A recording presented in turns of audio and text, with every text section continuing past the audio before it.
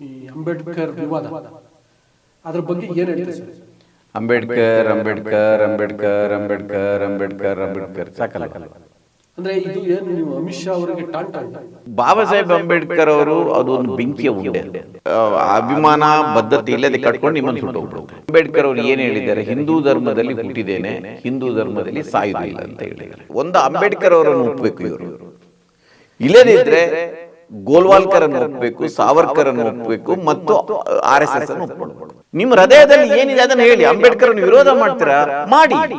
ಯಾವಾಗ ಬಾಬಾ ಸಾಹೇಬ್ ಅಂಬೇಡ್ಕರ್ ಅವರು 1925ರಲ್ಲಿ ಮನುಸ್ಮೃತಿಯನ್ನು ಸುಟ್ಟಾಕಿದ್ರು ನೋಡಿ, ನಾನು ಇವತ್ತು ಮಾತನಾಡುವ ಶಕ್ತಿ ಸ್ವಾತಂತ್ರ್ಯ ನನಗೆ ಬಂದಿದ್ದರೆ ಅದು ಬಾಬಾ ಸಾಹೇಬ್ ಅಂಬೇಡ್ಕರ್ ಅವರು ಕೊಟ್ಟ ಸಂವಿಧಾನದಿಂದ ಬಂದಿರೋದು.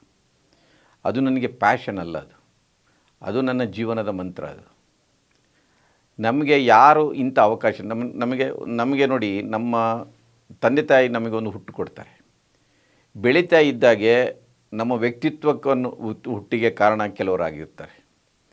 ಅವರಲ್ಲಿ ಬಾಬಾ ಸಾಹೇಬ್ ಅಂಬೇಡ್ಕರ್ ಅವರಿಗೆ ನೀವು ಆ ಮಹತ್ವವನ್ನು, ಆ ಸ್ಥಾನವನ್ನು ಕೊಡಲೇಬೇಕು.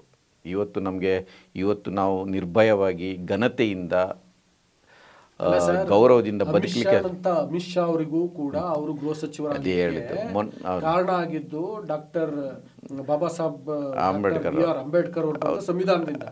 ಮತ್ತೆ ಅವರು ಮಾತಾಡಿ ಇವತ್ತಿನ ಬದುಕುಳಿದಿದ್ದಾರೆ ಅಂದ್ರೆ ಅದು ಡಾಕ್ಟರ್ ಬಾಬಾ ಸಾಹೇಬ್ ಅಂಬೇಡ್ಕರ್ ಅವರಿಂದ. ಸೊ ಹಂಗಿದ್ರೂ ಕೂಡ ಅಂಬೇಡ್ಕರ್ ಬಗ್ಗೆ ಇಷ್ಟು ಲಘುವಾಗಿ ಮಾತನಾಡ್ತಾರೆ ಅಂದ್ರೆ ಏನ್ ಸರ್? ಅದು ಏನಾಗುತ್ತೆ ಅಂದರೆ, ಕಳೆದ 10-12 ವರ್ಷಗಳಿಂದ ನೀವು ದೇಶದ ಇದನ್ನು ಗಮನಿಸಿದರೆ ಅವರು ಒಂದಷ್ಟು ಅದನ್ನು ಒಳಗಡೆ ಬಚ್ಚಿಡ್ತಾ ಇದ್ರು. ಅಂದರೆ ಹೇಳಲಿಕ್ಕೆ ಸ್ವಲ್ಪ ಹೆದರ್ತಾ ಇದ್ರು ಹಿಂದೆ ಎಲ್ಲ. ನೀವು ಬಾಬಾ ಸಾಹೇಬ್ ಅಂಬೇಡ್ಕರ್ ಅವರ ಬಗ್ಗೆ ಇವತ್ತಲ್ಲ, ಅದು ಯಾವಾಗ ಬಾಬಾ ಸಾಹೇಬ್ ಅಂಬೇಡ್ಕರ್ ಅವರು 1925ರಲ್ಲಿ ಮನುಸ್ಮೃತಿಯನ್ನು ಸುಟ್ಟಾಕಿದ್ರು, ಆ ದಿವಸದಿಂದ RSS ಆಗಲಿ, ಅದರಿಂದ ಹುಟ್ಟುಕೊಂಡ ರಾಜಕೀಯ ಪಕ್ಷ ಜನಸಂಘ ಆಗಲಿ, ಅದರ ನಂತರ BJP ಆಗಲಿ, ಬಾಬಾ ಸಾಹೇಬ್ ಅಂಬೇಡ್ಕರ್ ಅವರ ಬಗ್ಗೆ ಆ ರೀತಿಯ ವಿರೋಧ ಒಳಗಡೆ ಇದೆ. ಅದು ಒಮ್ಮೊಮ್ಮೆ ಅವ್ರಿಗೆ ಗೊತ್ತಿಲ್ಲದಾಗಿ ಹೊರಗೆ ಬರುತ್ತೆ ಅಷ್ಟೇ. ಅದು ಹೊರಗೆ ಬರುತ್ತೆ, ಬಾಯಿ ತಪ್ಪಿನಿಂದ ಬರೋದಲ್ಲ. ಆಯಿತಾ? ನೋಡಿ, ಬಾಬಾ ಸಾಹೇಬ್ ಅಂಬೇಡ್ಕರ್ ಅವರು ಅದೊಂದು ಬೆಂಕಿಯ ಉಂಡೆ. ಅದು ಆಯಿತಾ? ನೀವು ಅದನ್ನು ಉಡಿಯಲ್ಲಿ ಕಟ್ಕೊಂಡೆ, ನಿಮಗೆ ಅದರ ಬಗ್ಗೆ ಅಭಿಮಾನ ಬದ್ಧತೆ ಇಲ್ಲದೆ ಕಟ್ಕೊಂಡು ನಿಮ್ಮನ್ನು ಸುಟ್ಟೋಗ್ಬಿಡುತ್ತೆ. ನಾನು ಭಾಳ ಡಿಬೇಟ್ಗಳಲ್ಲಿ ಕೇಳಿದ್ದೀನಿ ಅಂಬೇಡ್ಕರ್ ಅವರು ಭಜನೆ ಮಾಡಿದಾಗ. ನೋಡಿರಿ, ಅಂಬೇಡ್ಕರ್ ಅವರು ಏನು ಹೇಳಿದ್ದಾರೆ, ಹಿಂದೂ ಧರ್ಮದಲ್ಲಿ ಹುಟ್ಟಿದ್ದೇನೆ, ಹಿಂದೂ ಧರ್ಮದಲ್ಲಿ ಸಾಯುವುದಿಲ್ಲ ಅಂತ ಹೇಳಿದ್ದಾರೆ. ಆಯಿತಾ? ಅವರು ಹಿಂದೂ ಧರ್ಮದಲ್ಲಿ ಸಾಯುವುದಿಲ್ಲ ಅಂತ ಹೇಳಿ ಹಿಂದೂ ಧರ್ಮವನ್ನು ನೀವು ಅವರ ಬರವಣಿಗೆ, ಅವರ ಭಾಷಣಗಳನ್ನು ನೋಡಿದರೆ, ನೀವು ಪ್ರತಿಪಾದಿಸುವ ಇವತ್ತು ಹಿಂದೂ ಧರ್ಮಕ್ಕೆ ಅವರು ವಿರುದ್ಧವಾಗಿದ್ದರು, ವರ್ಣಾಶ್ರಮ ವ್ಯವಸ್ಥೆಗೆ ವಿರುದ್ಧ. ಅದರಿಂದಾಗಿ ಬೇಸತ್ತು ಅವರು ಹಿಂದೂ ಧರ್ಮವನ್ನು ತ್ಯಜಿಸಿ ಬೌದ್ಧ ಧರ್ಮಕ್ಕೆ ಹೋದರು. ನೀವು ಯಾವ ಆ್ಯಂಗಲಲ್ಲಿ RSS ಸಿದ್ಧಾಂತ ಮತ್ತು ಅಂಬೇಡ್ಕರ್ ಹೋಲಿಕೆ ಆಗುತ್ತೆ ಅಂತ. ಸಂವಿಧಾನ ಬಂದಾಗಲೇ ಅದರ 3 ದಿನಕ್ಕೆ ಆರ್ಗನೈಸರ್ ಪತ್ರಿಕೆ ಅದರ ವಿರುದ್ಧ ಬರೆಯುತ್ತೆ. ಅದರ ನಂತರ ಅದರ ಬಗ್ಗೆ ಸಾವರ್ಕರ್ ವಿರೋಧ ಮಾಡಿರ್ತಾರೆ, ಗೋಲ್ವಾಲ್ಕರ್ ವಿರೋಧ ಮಾಡ್ತಾರೆ. ಅದು ನೀವು ಈಗ ಬಂಚ್ ಆಫ್ ಥಾಟ್ಸಲ್ಲಿ ಇದೆ, ಸಾವರ್ಕರ ಕಲೆಕ್ಷನ್ಸ್ಗಳಲ್ಲಿ ಇದೆ. ಇದರಲ್ಲಿ ಭಾರತೀಯತೆಯೇ ಇಲ್ಲ, ಮನುಸ್ಮೃತಿಯನ್ನು ಇಡೀ ಜಗತ್ತು ಗೌರವಿಸುತ್ತೆ, ನಮಗೆ ಮನುಸ್ಮೃತಿ ಬೇಕು, ಅದು ಹಿಂದೂ ಸೊಸೈಟಿಗೆ, ಅಂದರೆ ಭಾರತಕ್ಕೆ ಸೊಸೈಟಿಗೆ ಅದು ಅನ್ವಯ ಆಗಬೇಕು ಇತ್ಯಾದಿ ಎಲ್ಲ ಬರ್ಕೊಂಡಿದ್ದಾರೆ. ಪ್ರಶ್ನೆ ಇಷ್ಟೇ, ಈಗ ಇವರು 2 ಆಯ್ಕೆ ಇದೆ. ಒಂದು, ಅಂಬೇಡ್ಕರ್ ಅವರನ್ನು ಒಪ್ಪಬೇಕು ಇವರು, ಇಲ್ಲದಿದ್ದರೆ ಗೋಲ್ವಾಲ್ಕರನ್ನು ಒಪ್ಪಬೇಕು, ಸಾವರ್ಕರನ್ನು ಒಪ್ಪಬೇಕು ಮತ್ತು RSS ಅನ್ನು ಒಪ್ಕೊಳ್ಬೇಕು.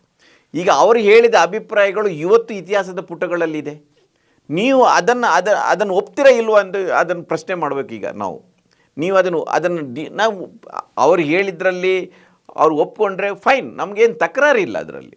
ಆದರೆ ನೀವು ಒಳಗಡೆ ಅದರ ವಿರೋಧವನ್ನು ಇಟ್ಕೊಂಡು ಒಳಗಡೆ ಅಂಬೇಡ್ಕರ್ ಅಂತ ಭಜನೆ ಮಾಡಿದರೆ ನಿಮಗೆ ಯಾವ ದೇವರು ಕೂಡ ನಿಮಗೆ ಮುಕ್ತಿ ಕೊಡೋದಿಲ್ಲ, ನೀವು ನರಕಕ್ಕೇ ಹೋಗುವರು.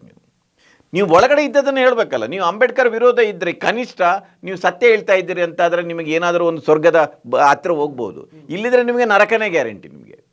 ನಿಮ್ಮ ಹೃದಯದಲ್ಲಿ ಏನಿದೆ ಅದನ್ನು ಹೇಳಿ. ಅಂಬೇಡ್ಕರನ್ನು ವಿರೋಧ ಮಾಡ್ತೀರಾ, ಮಾಡಿ.